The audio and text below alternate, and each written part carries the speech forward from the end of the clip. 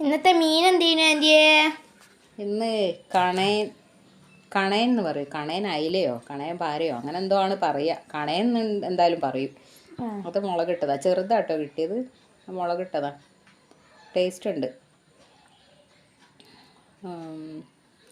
പിന്നെ വാളങ്ങ എന്ന് പറഞ്ഞൊരു കായുണ്ട്, അതിവിടെ ഉണ്ടായതാണേ.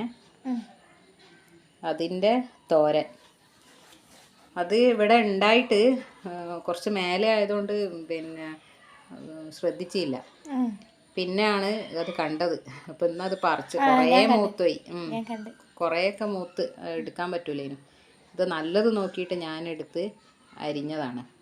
പക്ഷെ നല്ല ടേസ്റ്റ് ഉണ്ട്. പിന്നെ പപ്പടം.